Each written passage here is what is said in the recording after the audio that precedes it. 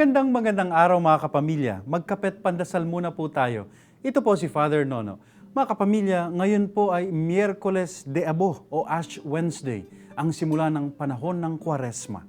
Maganda pong pagnilayang ang mensahe ni Pope Francis sa atin sa panahong ito ng Kwaresma. Hinalaw niya ito sa kwento ni Jesus tungkol kay Lazaro at sa isang mayamang tao.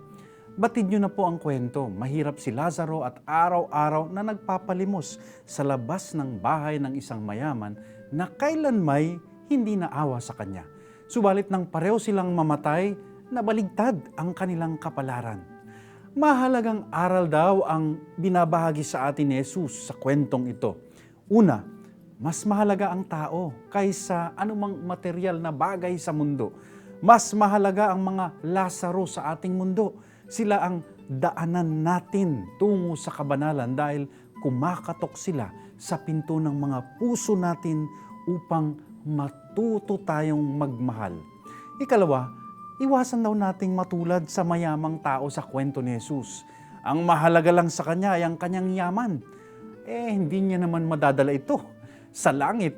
At ang pagkahumaling natin sa yaman ay humahantong sa pagkabulag, blindness. Pera lang ang nakikita natin, hindi natin napapansin, nakikita ang ating kapwa, ang mga tao at relasyong handog sa atin ng Diyos. Kaya sa Kwaresmang ito, ang hamon po sa atin ng Santo Papa, nakikita mo pa ba ang mga tao, ang kapwa-tao mo, bilang biyaya o regalo ng may kapal, God's gift, o napipiringan na ang mga mata mo ng pagmamahal mo sa mundong ito? Ano nga ba, mga kapamilya, ang pinakamahalaga sa buhay nyo ngayon? Amen.